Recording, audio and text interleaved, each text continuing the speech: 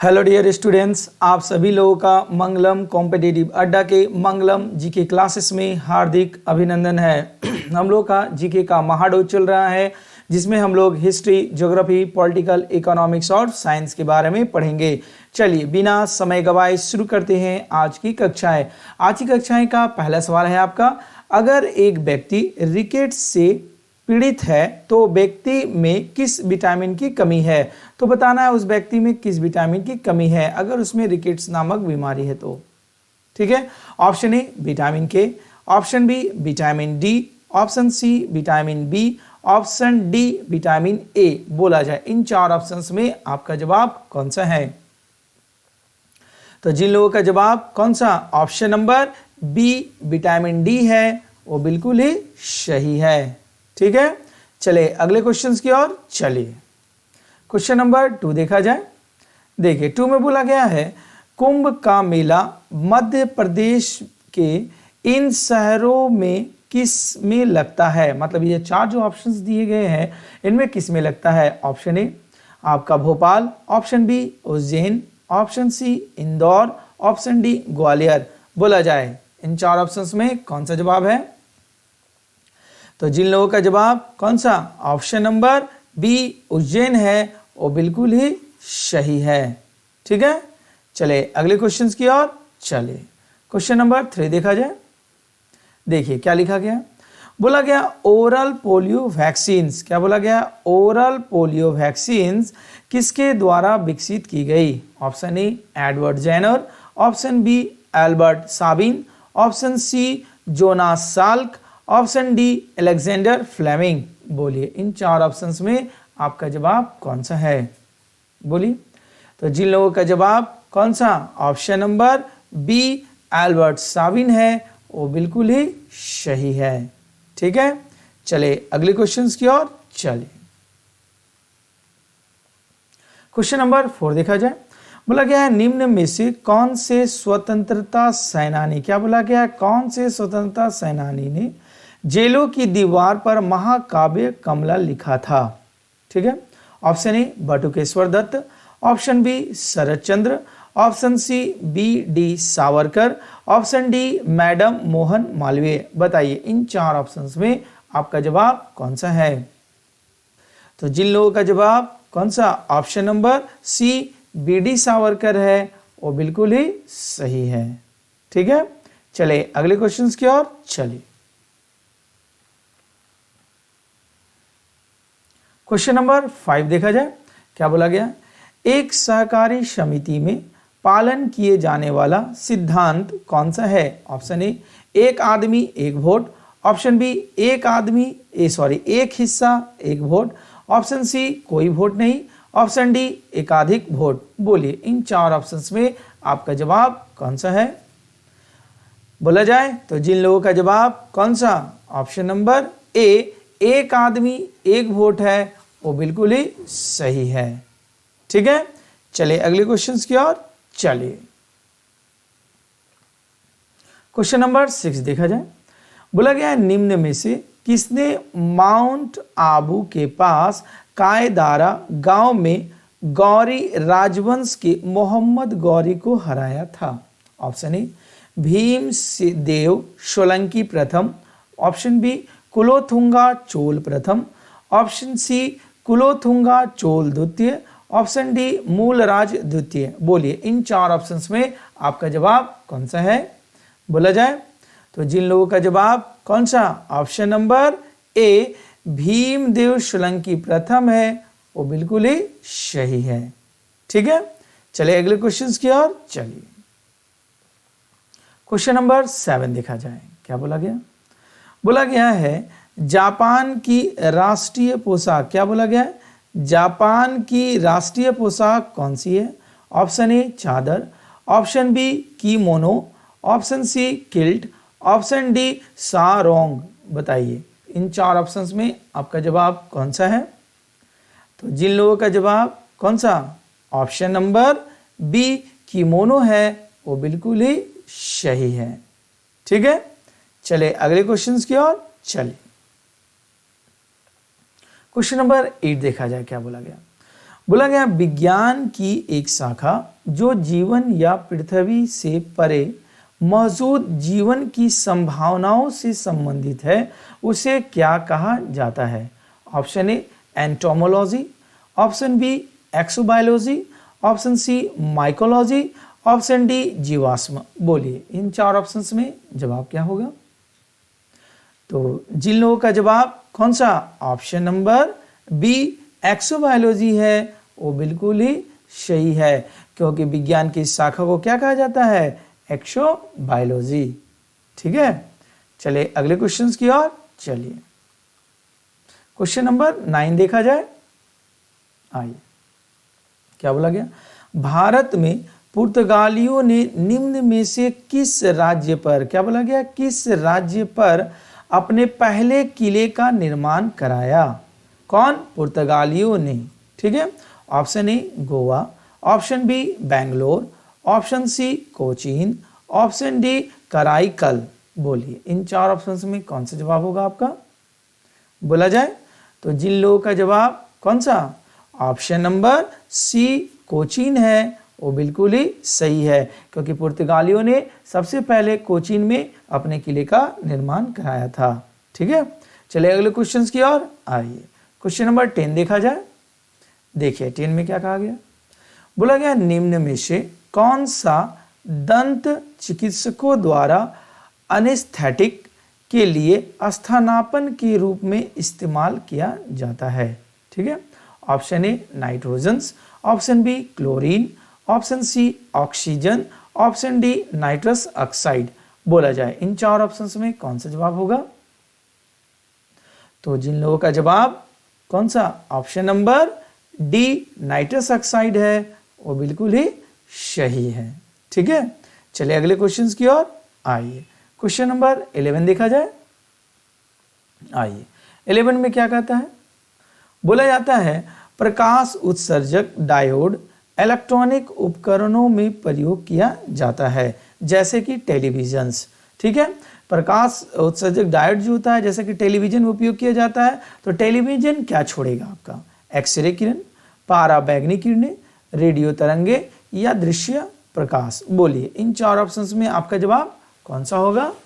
बोला जाए तो जिन लोगों का जवाब कौन सा ऑप्शन नंबर सी रेडियो तरंगे है वो बिल्कुल ही सही है। ठीक है, चलिए अगले क्वेश्चंस की ओर आइए। क्वेश्चन नंबर 12 देखा जाए। क्या बोला गया है? महाराष्ट्र के औरंगाबाद जिले में अजंता की गुफाएं जिसमें लगभग 30 चट्टानों को काटकर बौद्ध गुफाएं बनाई गई थी वह कितनी प्राचीन है? ठीक है, ऑप्शन ए 8वीं सदी ईसा पूर्व, बी 2री सदी ईसा पूर्व, सी 4थी सदी ईसा पूर्व, डी 6वीं सदी ईसा पूर्व। बोला जाए इन चार ऑप्शंस में कौन सा जवाब होगा? तो बोला जाए तो जिन लोगों का जवाब कौन सा ऑप्शन नंबर बी 2री सदी ईसा पूर्व है वो बिल्कुल ही सही है। ठीक है, चलिए अगले क्वेश्चंस की ओर चलिए। क्वेश्चन नंबर 13 में क्या लिखा गया है? बोला गया निम्नलिखित शहरों में से कौन सा भूमध्य रेखा की लाइन पर पड़ता है? ठीक है, कौन सा शहर भूमध्य रेखा की लाइन पर पड़ता है इन चार ऑप्शंस में?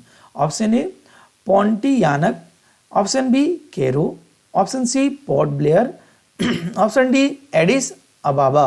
बोलिए इन चार ऑप्शंस में कौन सा जवाब होगा? तो जिन लोगों का जवाब कौन सा ऑप्शन नंबर ए पोंटियानक है वो बिल्कुल ही सही है। ठीक है, चलिए अगले क्वेश्चंस की ओर आइए। क्वेश्चन नंबर 14 बोला जाए। बोला गया अफ्रीका की सबसे ऊंचा पर्वत किलीमंजारो, क्या बोला गया? किलीमंजारो किस देश में स्थित है? ठीक है, option A Nigeria, option B दक्षिण Africa, option C Tanzania, option D Ghana. बोला जाए इन चार ऑप्शंस में आपका जवाब कौन सा है? तो जिन लोगों का जवाब ऑप्शन नंबर कौन सा सी तंजानिया है वो बिल्कुल ही सही है। ठीक है, चलिए अगले क्वेश्चंस की ओर चलिए। क्वेश्चन नंबर 15 देखा जाए। बोला गया है कौन सा एक यंत्र होता है जो डिजिटल जानकारी को एनकोड करने के लिए संकेतों को मॉड्यूलेट करता है और संचालित जानकारी को डिकोड करने के लिए संकेतों को डीमॉड्यूलेट करता है। मतलब जो एक यंत्र का नाम बताना है जो डिजिटल जानकारी को मॉड्यूलेट करता है और फिर इसको डीमॉड्यूलेट कर देता है।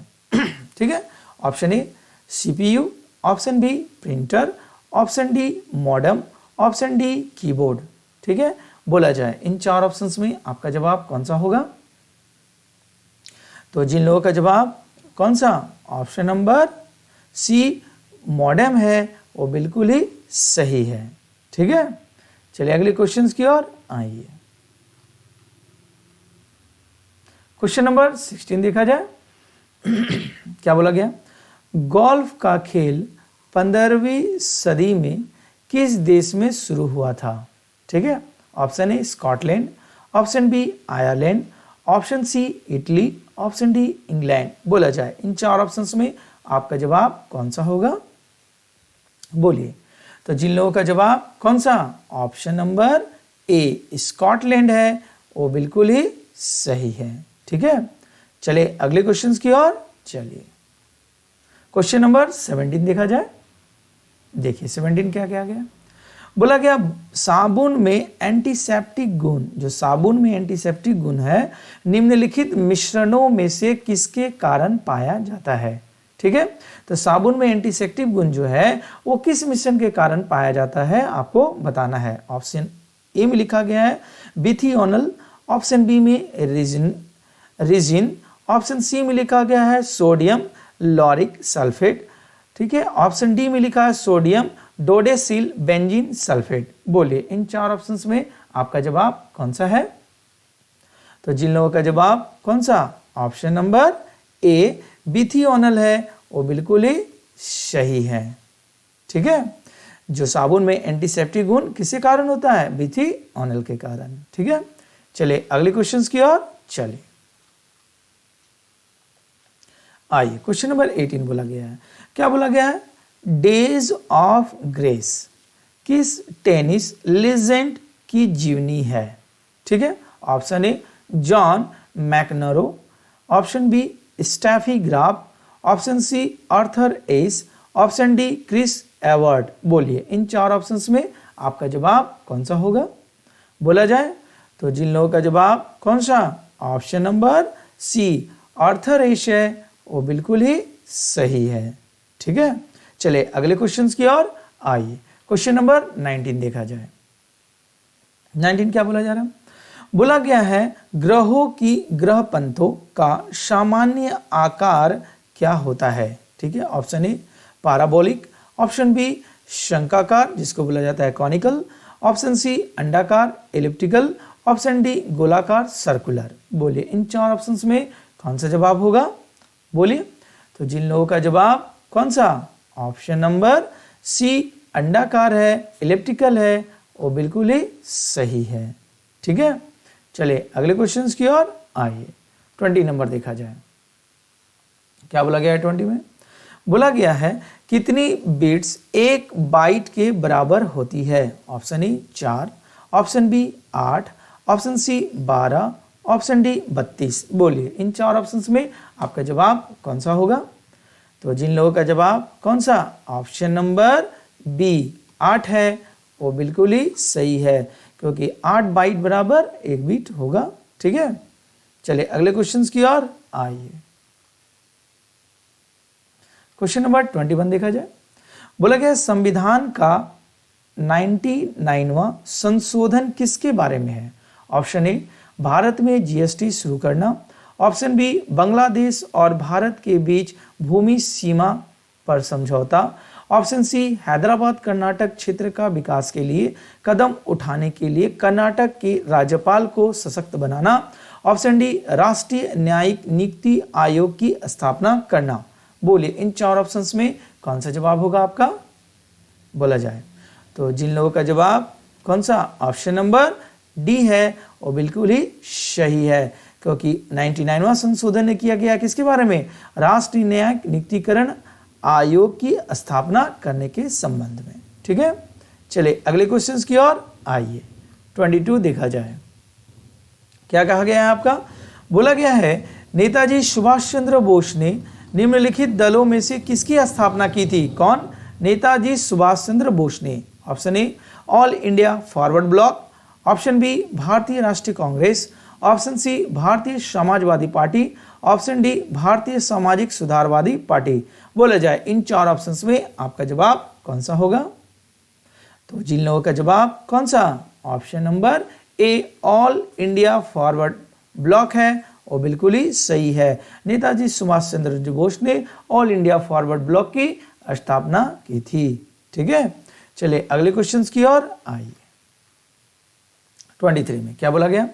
बोला गया न्यूजीलैंड में कौन से रंग सुनामी चेतावनी, क्या बोला गया है?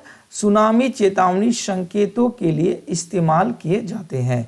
ऑप्शन ए सफेद और हरा, ऑप्शन बी सफेद और नीला, ऑप्शन सी लाल और हरा, ऑप्शन डी पीला और हरा। बोलिए इन चार ऑप्शंस में आपका जवाब कौन सा होगा?